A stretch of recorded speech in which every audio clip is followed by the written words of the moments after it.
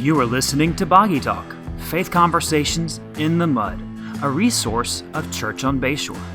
We typically want every matter of faith in life to have crystal clear answers, but it isn't always that easy. Recorded on the Boggy Bayou of Niceville, Florida, and hosted by James Ross and Justin Wyatt, pastors at Church on Bayshore, this podcast dives into how to help Christians think with a kingdom mentality about topics that sometimes get muddy and bog us down. So let's dive in. Hey, and welcome to Boggy Talk. We hope that you had a great Christmas celebration and are looking forward to a great New Year. So a little early, Happy New Year. Hope you're doing well. And this is kind of that time of year. It's kind of like everything's a little slower this week between Christmas and New Year's, which is very, very nice. Did you guys have a good Christmas? Yeah, and as we shared with you last week, we're off the grid during this time. So we're actually recording this before Christmas. So when I say, did you have a good Christmas? We're assuming yes. Of course I had a great Christmas. It was the best ever. Yeah, it was wonderful. Well, this week we wanted to just wrap up our series on Holidazed, really coming to the end of 2020, which no one, if you asked everyone January 1st of 2020, hey, what do you want to accomplish this year? What do you think this year is going to be like? I guarantee you no one was prepared for what's to come. We talk about what we're talking about today with a lot of Lord willing. That's right. And which really, that's every day Lord of our lives. And the COVID don't rise. That's right.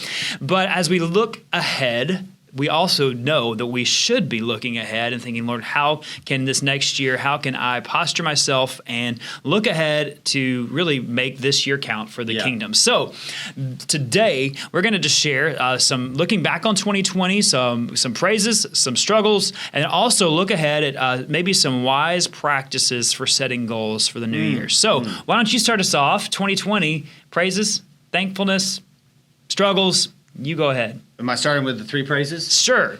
Well, yeah. So the number one would be, and if you're part of our church and you were here on Sunday, then I was able to baptize my son, Cameron. Yeah. And God has been working on him, for the past couple of years. But this year we were really able to have a lot of intentional conversations and see fruit that he's a believer. And so as a profession of faith, he got baptized. And so, that's got to be my biggest one. I would say that God is also at work in the lives of my other children.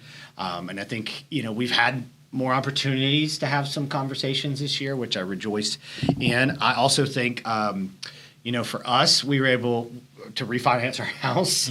When we moved here, we bought a time when interest rates are high, and then they went much lower. And so that was, of course, it's hard to say, hey, there's good things about all this that happened, but that was a good thing, and it's allowed us to be in a position where we can be more generous and make more investments in our future. And so I'm so thankful for that. And then I really think that I have learned more about being content in 2020 than I probably ever have. Because so many things that I wanted to do, I canceled so many hotel reservations.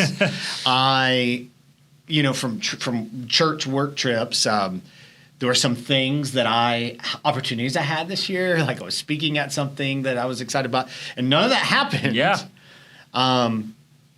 But really, just God is good, and He has just taught me even more to be still and know that He is God. So those are my praises. Why don't you share your praises, and then I'll get to the bad news. Yeah, the bad news. Dun, dun, dun. I think just looking back and seeing just in general, God's faithfulness, to us in our family, just seeing growth in many ways in our kids, just excited to see really the Holy Spirit working in them, bearing fruit already, and I'm thankful for that. I think I don't want to miss those moments, and I think we had a lot of together time this year as a family, which everyone else did too, which is also a struggle. I'll be honest. We'll talk about that. Yeah. But to see God working in each of them. It's just been really great. Yeah. I'm thankful for that. I'm thankful for what God has done here in our church, just even amidst, having to close the services down. And I'm really a big praise for me this year is just seeing many people in our church, just give sacrificially of their time. I think specifically in worship and media ministry, we just have some men and women who just gave and gave and gave themselves because they love Jesus. And I think in ministry, a lot of times it can be discouraging sometimes. There's different seasons where things, but I was so just incredibly encouraged, not just encouraged, but energized by our volunteers this year and those who just love the Lord. That has been incredible to see. And then how even as some of our mission trips were canceled because of COVID, still how we were able, or God was able to provide ways for us to engage as a church overseas and in the community. God is incredibly faithful. He is. And then the other one is just, I think it's been a hard year. However, I think that just relationally in our family, myself and Christy, we're just in a sweet spot, even in the hard stuff. And I'm thankful to the Lord for that, because it's not because either one of us, I mean, I was going to say it's not because either one of us are awesome. She is, but it's not because of me. It's because God's just faithful in that. So I think if we look to God as Christians, if we survive whatever it is we're going to go through, right, we will not. I think false teaching says we're always going to survive. That's not true. We die sometimes, but if we survive it, we're going to thrive through it. Right. And that's always true. And then that ultimately is a shadow of eternity, because we are going to survive death, and we thrive in eternity with Christ. And so I think that, what you're saying and what I'm trying to say is I just feel like God has thrived in our church and our family through this. So it's been a blessing. I will say that struggles, one would be, I am struggling with how to lead our church, to be more intentional. A lot of our people, I have areas to grow here too, just don't, even in 2020, just don't value the reality of heaven and hell, the reality of relationships and brokenness, and aren't orienting their lives around the mission of God.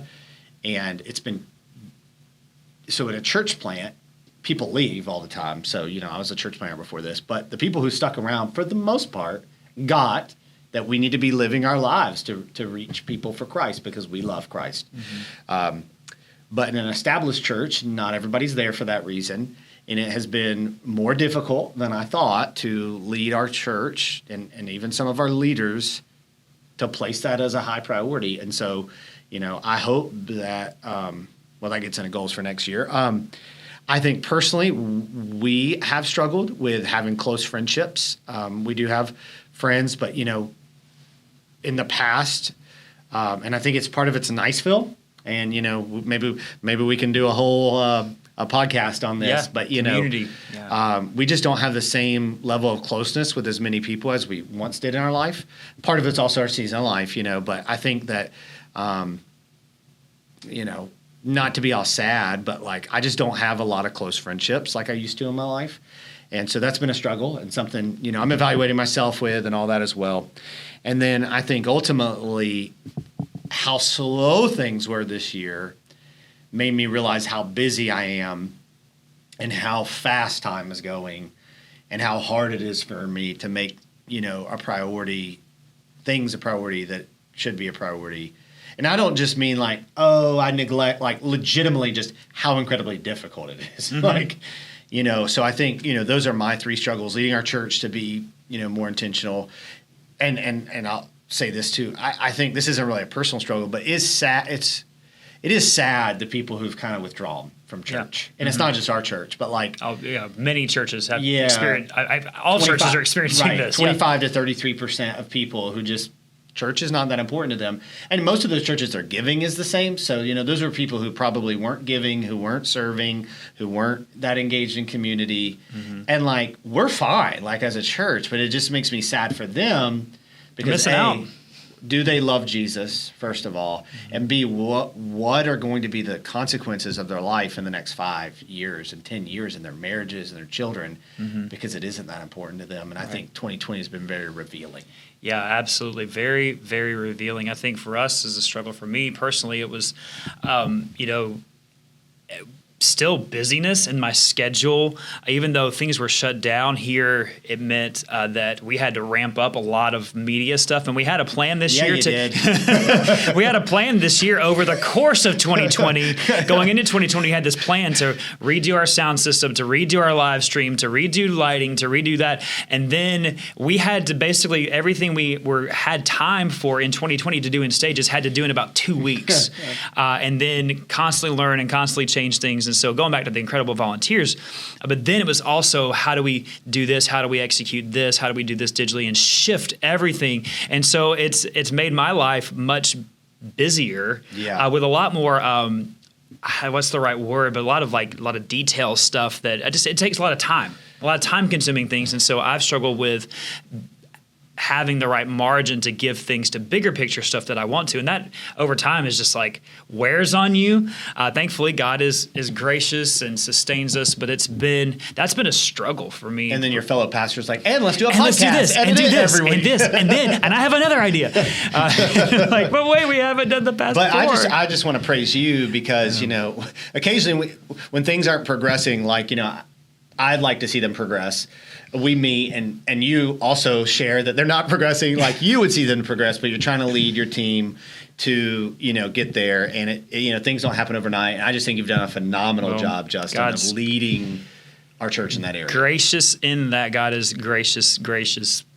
So, and I'm thankful for people, because they're our people are the ones who make it happen, and their hearts are gold. Not really of gold, but the Spirit of the Lord that's in them. That's a better way. I was going to ask where you got that in Scripture, but It's funny. As soon as I said that, I was like, "Oh, let's come up with something more biblical." Yeah.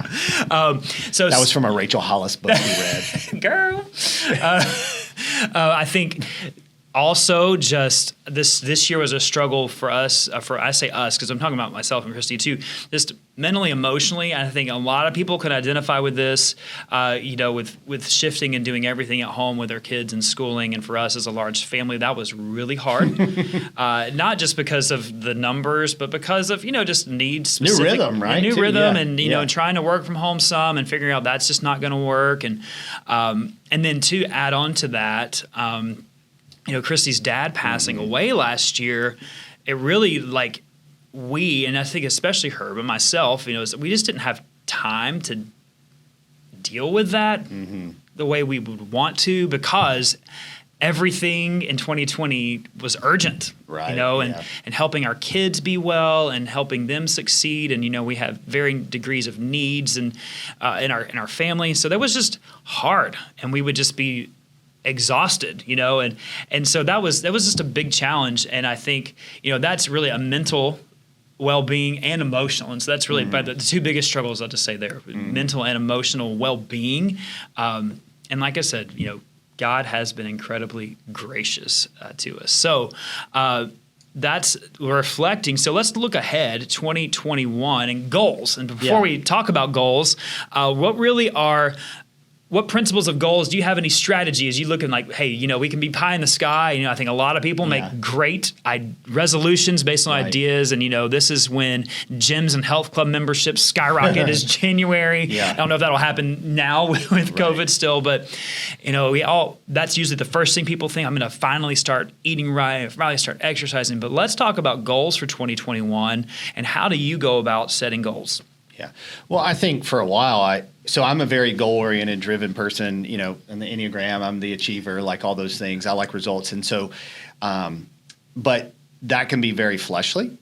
And for a period of my life, I overcorrected, I overreacted, and I didn't set any goals because I felt like the goal should be loving Jesus, Which it should, but how do you quantify that? Yeah, right. And how do you know you're doing that, And so I like to say, and I say this to our staff and our church, numbers don't end a conversation, they start a conversation. So having goals, numerical goals, whatever kind of goals, it's just a starting point for a conversation, And so certainly one of my goals is to be healthier, and is every year. And, the older I get, the tougher that is to do. I don't think I'm super unhealthy, but I could stand to lose probably 15 pounds. And, so it's after Christmas, so 20 pounds. But, And that number on the scale doesn't necessarily quantify health. I mean, Right. Tim Tebow and I, for the longest time, were the same height and weight, and we looked different.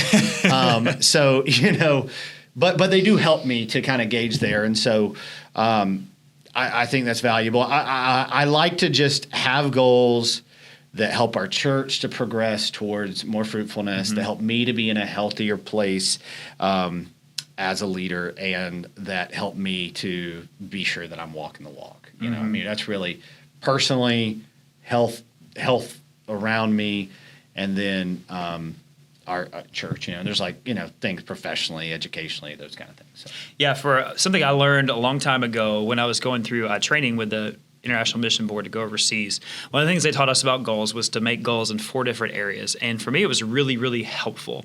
And those 4 areas are to make spiritual goals. Let's say, what's your plan to grow spiritually this year? How are we, I think a lot of times I read the Bible through this past year chronologically. Yeah, and like that, goals like that, like it's a reading plan, or I'm going to make a realistic goal, because if we just say, well, I just want to grow in my relationship with the Lord. Jesus. Yeah, I mean, what Christian wouldn't say that, I think, well, what's the plan to do that? So making a plan to grow spiritually. And for you, that might be a reading plan in the Bible. It might say, you know what? I'm going to get engaged in a life group or a community that I've got to. I know I've got to do it. And sometimes we just need to say that out loud and share that with someone to hold us accountable to whatever that goal is. So spiritual goals. Next would be like in Cool Runnings, how he had the Buckingham Palace, a picture of the Buckingham Palace. Right. He was going to live put there it out one day. there. I'm going to do it. Yeah. That's right. So put a picture of life more group. Rachel Hollis books there. No, don't. You could get rid of those safely, I think. The next, so spiritual goals, and then physical goals, to say, okay, we all should have physical goals, and that's going to look different for everyone. And for me, it's going to be, like my regimen of something maybe I want to accomplish physically this year, whether it's I don't know yet because I haven't decided, but whether it's a running a race or doing something and how, but then what am I going to do? He just said an ultra marathon. Hold him to it. Ultra marathon. Justin is running an ultra marathon. Woo! That Christy will say no, because that will require training involved. That will take so much time. When I was training for a marathon a few years ago, it's like she was like, "Oh, you're going to be gone for how long?" Yeah, and she rightfully, she was incredibly encouraging, but also like, "All right, have fun with that quiet time." Yeah, I broke my leg 2 weeks after running my marathon, and I'm pretty sure that was just the answer to Christy's prayer. That was like, "You can't do that anymore. Don't let him do that. No more 2-hour training sessions on a Saturday morning." Christy, my Christy's prayer.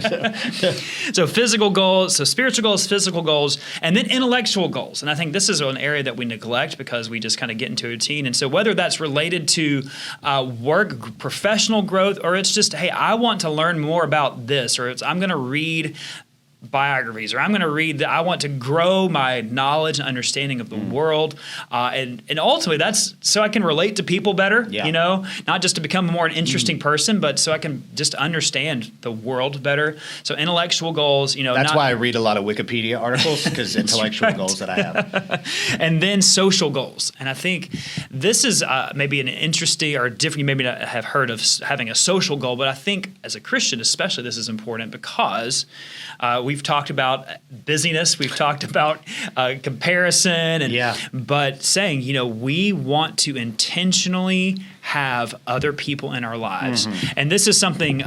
So you don't mean like having more followers on Instagram, right? I'm not setting I want more retweets into. How do I become an influencer? I don't know. Are we influencers? Because I 5 people listen to this. I know. I think become influencers. You just pay people to follow you for a little while until your numbers get up, and then or that I'm learning intellectually. That or you have a famous parent. Yes. That. Then you become an influencer. I don't know.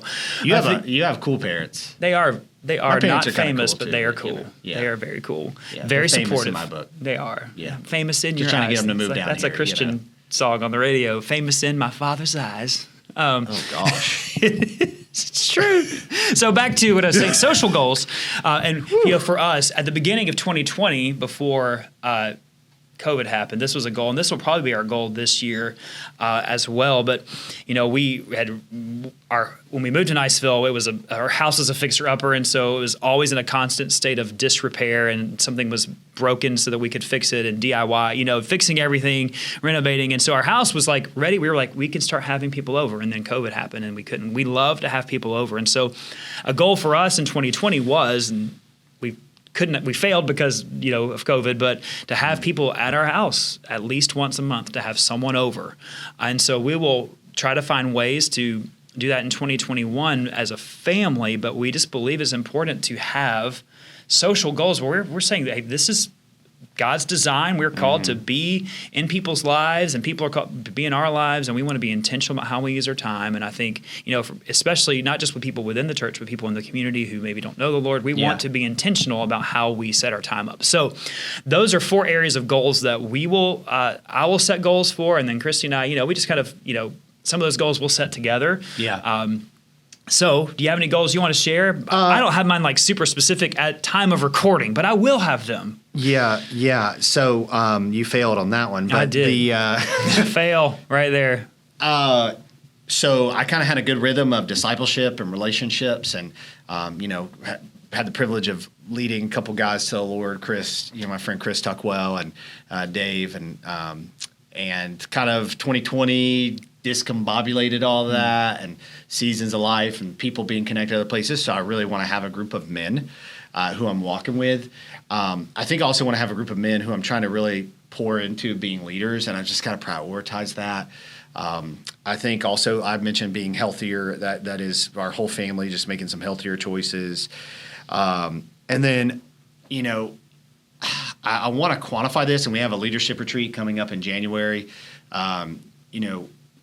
How do we get some people in our church to be more committed to the things that matter? What are the asks? What are the things that are getting in the way of some of our best people? Not that they're better in God's eyes, but most committed people. Are we busying them up? Just really, how do we get more people committed to making disciples? I think we're doing this series, for the next 3 months. Yeah, I was going to mention this. Yeah, Living Sent, and I think I don't want that to just be 3 months. I want that to be a movement that begins. And so if you're part of our church or you're listening to this, we start that this Sunday. And so I really hope that this begins a movement, because we have such great people that love Jesus and are so gifted. And if we would pour our lives out into this community, we could turn it upside down for Christ. I really believe that. Absolutely. I agree with you fully in that. And that's why, as a church, we're starting off, the first 3 months of 2021, Living Sent, and our Sunday mornings will be about this. Our life groups will be about this. Just how do we as people say we are on mission, and how do we leverage our lives, leverage everything about our lives for the mission of the kingdom of God. With this being a military community, there's constantly people in and out of this community, and we want to say while people are here, that we disciple into this mentality, so that when people go wherever they're going, as we go, that's what Great Commission, as you go and make disciples, that we are a people who are making disciples. And so that as a church, that's our goal in 2021, is to say, we want to see more people believe in Jesus, belong to God's family, become who He's created them to be. That's going to happen. This what we hope is not just a movement of Live Sent, but a lifestyle of Living Sent, and being people who say, as we make goals for 2021, and we'll close with this, it's just, as you make goals, do it. Set goals. Overall, are your goals promoting you, or are they promoting the kingdom? It's everything about our goals in terms of how our spiritual goals, our physical goals, our intellectual goals, our social goals, all fall under this tent of the kingdom of God.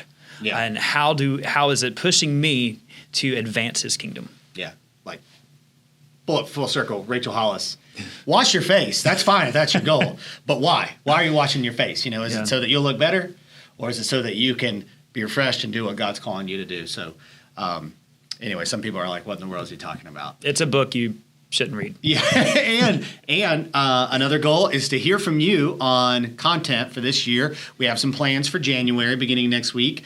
I don't remember what they are right now. That's okay. You'll be hearing about them soon. But, for the rest of the year, if there are things you want us to tackle, to get bogged down into, let us know. We are happy to do that. Happy to do that. And hey, we would also love to hear maybe some of your goals. So if you don't mind, if you're on social media. He's just going to steal them. That's right, because I need some goals for this year. But comment, say, hey, this is a goal of mine. We would love to hear that because it's just encouraging. And also we can say, hey, how's that goal going? Not to be like, did you do that? But, just to say, hey, how are you doing in that pursuit? So, let us know what your goals are.